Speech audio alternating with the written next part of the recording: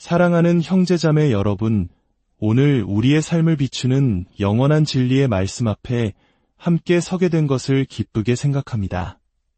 잠시 세상의 소음에서 벗어나 우리 영혼의 평화와 지혜를 주시는 하나님의 음성에 귀 기울이는 시간이 되기를 소망합니다. 본격적인 말씀 연구에 앞서 이 은혜로운 시간이 더 널리 퍼져나갈 수 있도록 여러분의 작은 도움이 필요합니다.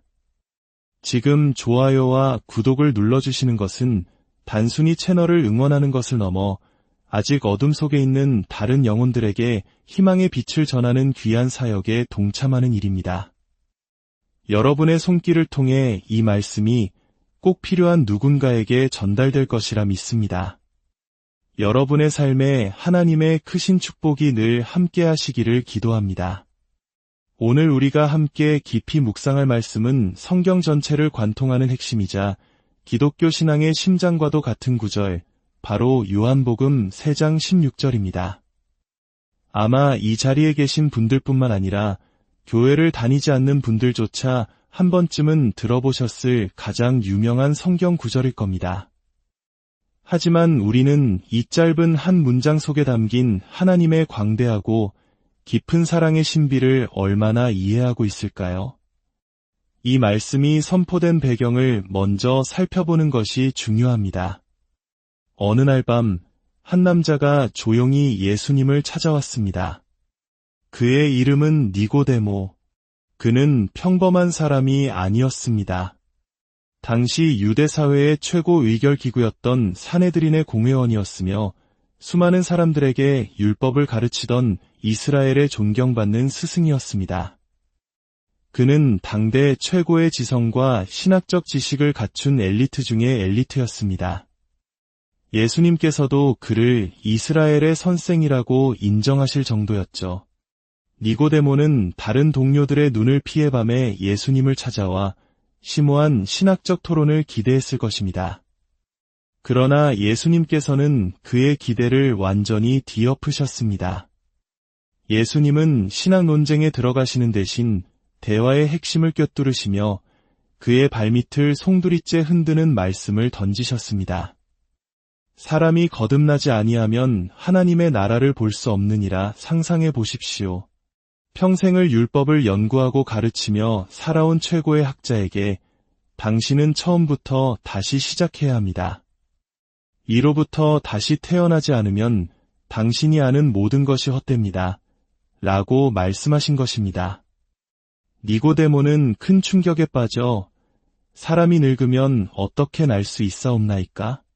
두 번째 모태에 들어갔다가 날 수 있사옵나이까? 라고 반문합니다. 그는 영적인 탄생을 이해하지 못하고 문자 그대로 육체적인 재탄생을 생각했던 것이죠. 예수님께서는 육으로 난 것은 육이요, 영으로 난 것은 영이라고 설명하시며 자신이 말하는 것은 육체의 재탄생이 아닌 이로부터 오는 영적인 탄생임을 분명히 하셨습니다. 그리고 바로 이 영적인 탄생, 즉 구원을 얻는 방법에 대한 설명의 정점에서 오늘 우리가 살펴볼 요한복음 3장 16절의 위대한 선포가 시작되는 것입니다. 하나님이 세상을 이처럼 사랑하사 독생자를 주셨으니 이는 그를 믿는 자마다 멸망하지 않고 영생을 얻게 하려 하심이라. 이 한 구절은 성경 전체의 요약과도 같습니다.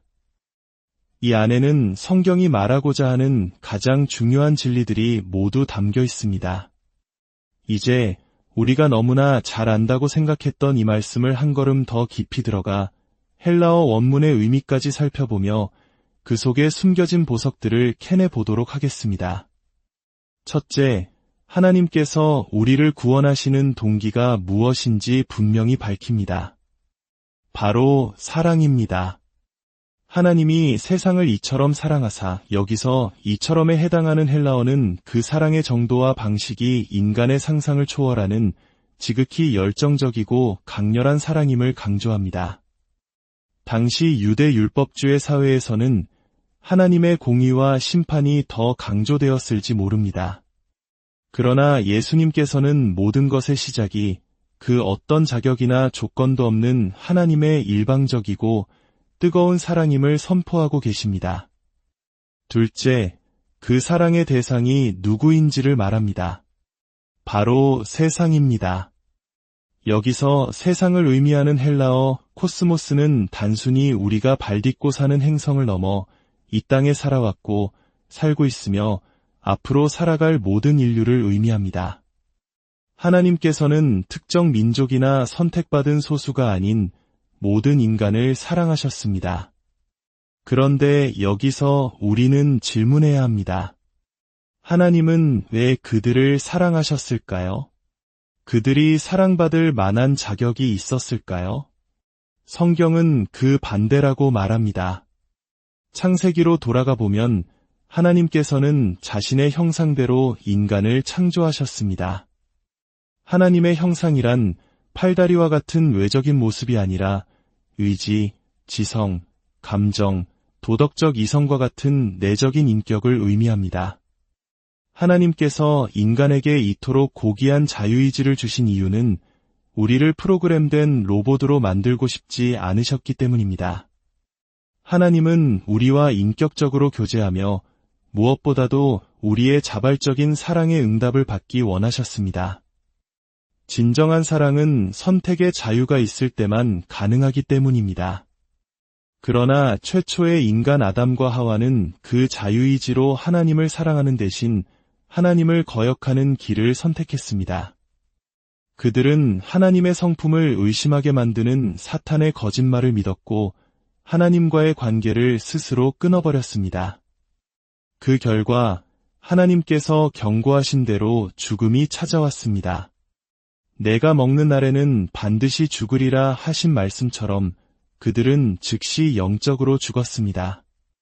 하나님과의 생명의 연결이 끊어진 것입니다. 그리고 그 영적 죽음은 육체적 죽음의 과정으로 이어졌습니다. 이것이 인류의 비극의 시작입니다. 영적으로 죽은 부모는 영적으로 죽은 자녀를 낳을 수밖에 없습니다. 유전자가 부모에게서 자녀에게 전달되듯 아담의 죄된 본성, 즉 원죄는 모든 인류에게 유전되었습니다. 그래서 우리는 태어날 때부터 하나님과 분리된 상태, 영적으로 죽은 상태로 태어납니다. 예수님께서 니고데모에게 거듭나야 한다고 말씀하신 이유가 바로 이것입니다. 죽은 영은 스스로 살아날 수 없기에 이로부터 오는 새로운 생명, 즉 하나님의 생명을 받아야만 하나님을 이해하고 하나님 나라에 들어갈 수 있는 것입니다. 인간이 하나님을 배반한 그 순간 사실 하나님께서는 우리를 위해 아무것도 하실 의무가 없으셨습니다. 반역한 피조물을 그대로 내버려 두셔도 하나님의 공의에는 아무런 문제가 없었습니다. 하지만 바로 여기서 하나님의 위대한 딜레마가 시작됩니다.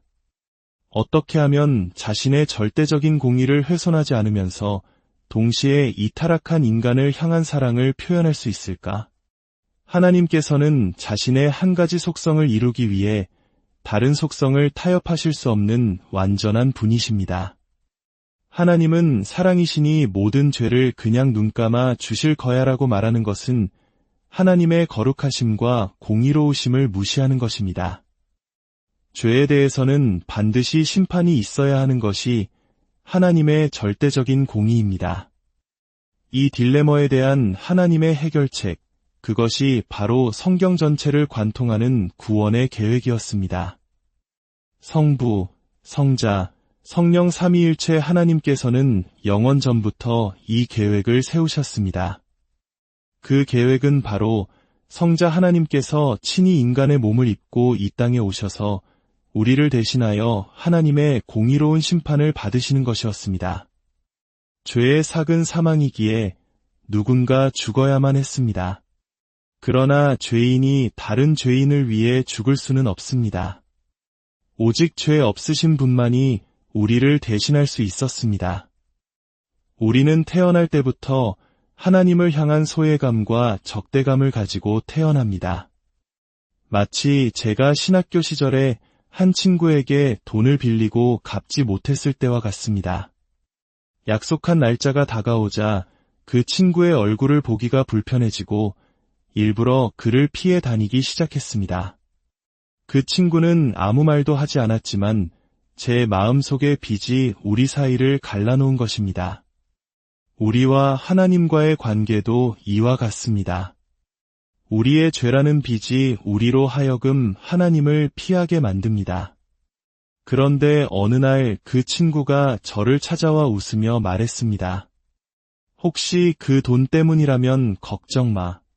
나는 너에게 화나지 않았어. 그 말을 듣는 순간 제 마음을 짓누르던 모든 소외감과 불편함이 눈 녹듯 사라졌습니다. 제가 성경을 통해 배운 가장 위대한 진리 중 하나는 바로 이것입니다. 하나님은 더 이상 우리에게 분노하지 않으신다.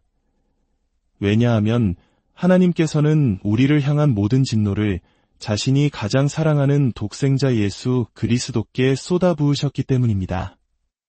예수님께서 십자가에서 우리의 삭슬 대신 치르심으로 하나님의 공의는 완벽하게 만족되었고 우리를 향한 하나님의 사랑의 길은 활짝 열렸습니다. 이 놀라운 계획이 성취되기 위해서는 또 다른 신비로운 문제가 해결되어야 했습니다. 아담으로부터 시작된 언제는 모든 남자의 후손을 통해 이어져 내려옵니다. 그렇다면 어떻게 원죄가 없는 인간이 태어날 수 있을까요? 그 해답이 바로 동정녀 탄생의 신비입니다. 예수님은 진정한 인간이셔야 했기에 인간 어머니를 통해 태어나셔야 했습니다. 그러나 원죄의 고리를 끊기 위해 인간 아버지가 아닌 성령으로 잉태되셔야 했습니다. 누가복음 1장 35절은 이 신비를 이렇게 설명합니다.